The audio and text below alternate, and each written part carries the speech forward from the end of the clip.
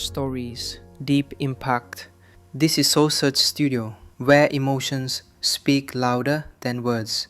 I am pissed off at myself. I am pissed off and I regret so much in my life. I can't even fathom explaining it. Not about what I've done, but what I haven't done. All the opportunities that I turned down and all the chances that I never took just because I was afraid or because I was worried about what other people think. And I officially decided to sit down. I sat down for weeks. I didn't just think of what I'm saying right now. I didn't think of it overnight. This is months of thinking, and I just sat down and I just wrote. And after comparing the randomness of death versus the chance of you failing while relentlessly pursuing your dreams versus the chance of you living a terrible life because you failed at pursuing your dreams versus just calling it a day right now and living a traditional Western world lifestyle versus everything you can think of versus absolutely everything. And I can gladly say that right now, as of this moment right here, I would rather live each day as if it were my last and take every risk possible in these sacred moments that I have on earth now to make myself as successful and happy as possible than to be sitting in my deathbed when I'm 90 years old regretting not taking a chance and thinking about what my life could have been if I just jumped when I was 18 or when I was 15 or when I was 22, because tomorrow is not a promise. I would rather die trying to live my dreams than to live a longer life filled with regret. Life is too short and too unpredictable to live it. I've seen it firsthand. It is not worth it to live it safe, basic, and traditional. But do you know why most people choose to live that safe life over taking risks in their life? I mean, there's a pretty good argument not to. Why would you? Why would you take a risk that puts you through stress, puts your family through stress, makes you lose sleep, makes you lose time, makes you put in the extra work, makes you take ridiculous chances that are 1 to 1,000? You know, but before I even continue, the fact that I'm even sitting here and talking is astonishingly ridiculous on its own. The chance of you being born is 1 to 400 trillion. That number is so big you cannot even wrap your head around it. But okay, what I wanted to say was that the reason why people don't want to take these risks is because right now they feel like they got a lot to lose and that their current situation is relatively nice. And most importantly, right now, they are comfortable. They got used to living basic within society standards, being with their friends every now and then, being well rested. They got comfortable. And when you get comfortable, you don't want to move. And that comfort zone, I like to call it the danger zone, because this comfort zone will persuade you to stay in there for as long as possible. And it is, I know how it is. I know the comfort zone. It is so convincing. It is so hard to escape comfort. I know. And as it persuades you to stay in there, you will literally, unconsciously, see, I'm so serious when I say this, you will literally see your whole life go right by you.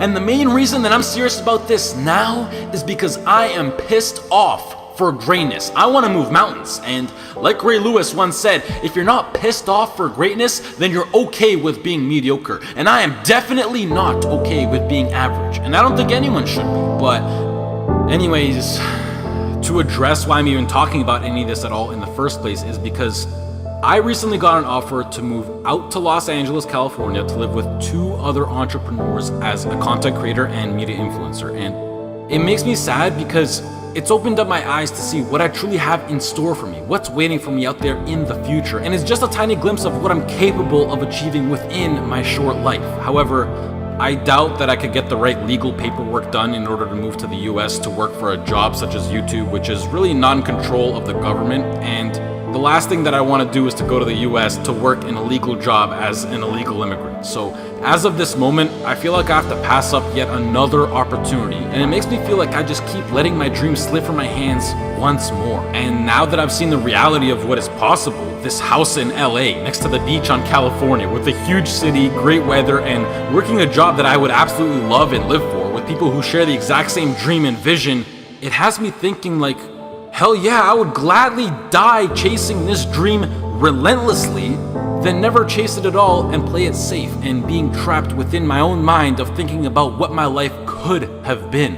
I hope to do more videos like this where I speak because they're really like a therapy for me, and it helps me get my mind off things, and hopefully some people can be influenced by what I'm actually saying. I would also like to say that I think education is extremely important and plays a crucial role into bringing success into your life, and that knowledge is power. The best thing in life is to always have a backup plan and take into consideration what if something goes wrong. And it's something that every role model that I look up to tries to enforce, but I feel like education will always be here for me to come back to, whether I'm 20, 25, 40, or whatever. And I think that I have an amazing idea, vision, passion, and drive now in my peak, and that I'm able to capitalize on, which makes me feel like I'm throwing it away if I don't pursue it. And the biggest response that I've been getting recently is, Marco, what if it fails? Which, I mean, yeah, like, what if it fails? But that's the whole point of taking a chance with things like startup companies or entrepreneurship.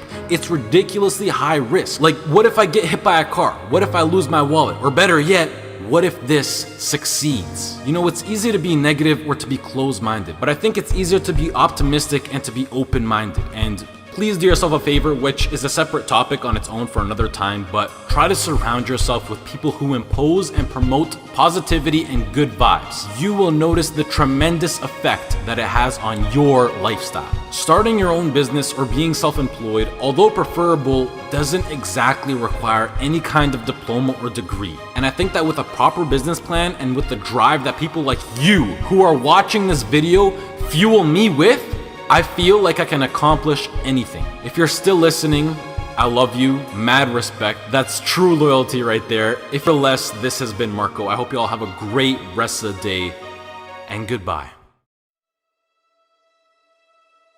I had a lot of fail. I failed for funny things that I failed a key primary school test for 2 times, and I failed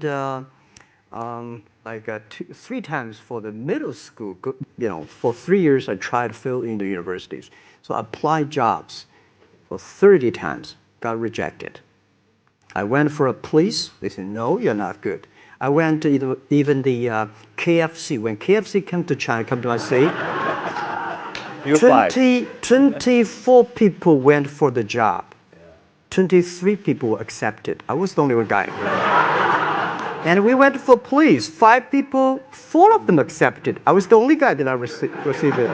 So to me, being turned down, rejected. Oh, by the way, I told you that I applied for Harvard for 10 times, rejected. I know I'll be rejected. Sorry now. Yeah, sorry now. One of the things you gotta understand, my friend, is that you're supposed to fail. You're supposed to fail because failure is the stepping stone to success. You need the logical reason why. Because failure is an experience that lends to wisdom that ultimately makes you a stronger version of yourself.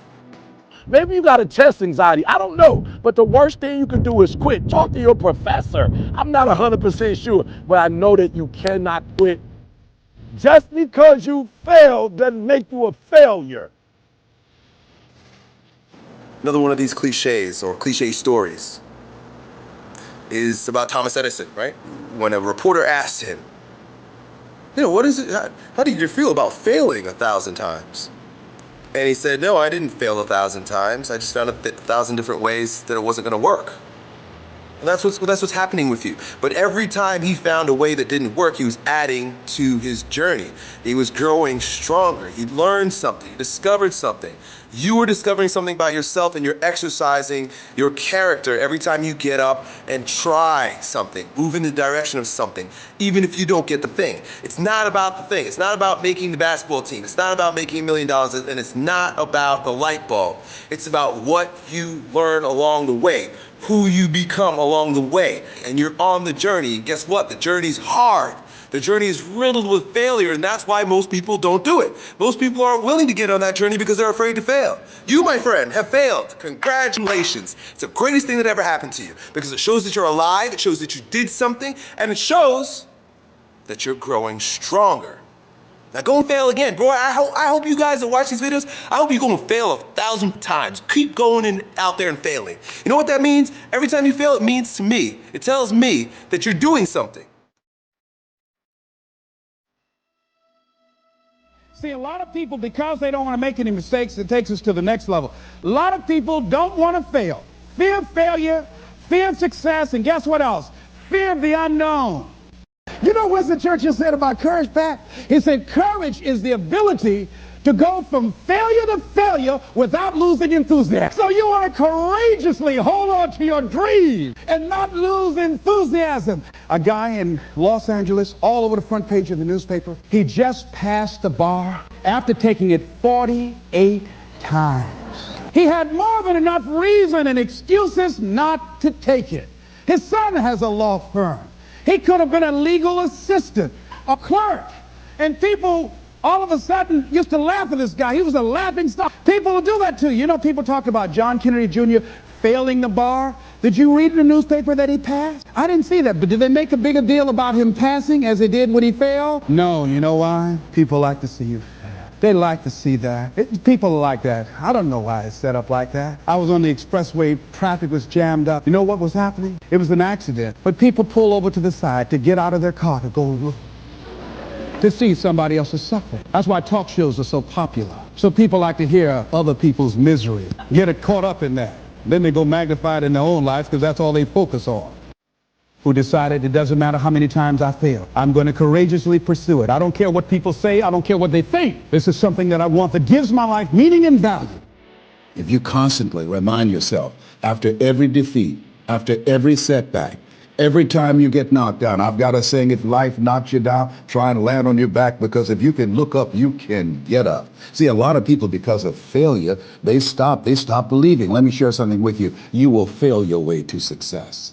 Yes. 8 out of 10 millionaires have been financially bankrupt. You will fail your way to success. It doesn't matter how many times you fail. It doesn't matter how many times people tell you that you can't do it. It doesn't matter if you don't have a dime in the bank. You will fail your way to success.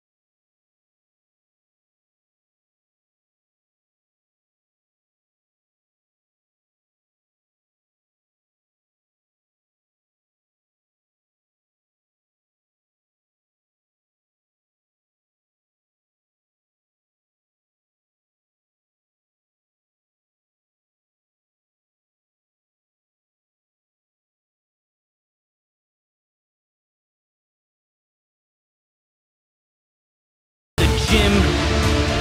You can't make deals without the hustle. You can't make things happen if you don't move forward in the face of adversity. When the word no is staring you in the eyes, it's all part of the process. Winners walk on. If you want something bad enough, you know that being uncomfortable is an ingredient. If you want to be the best, your mind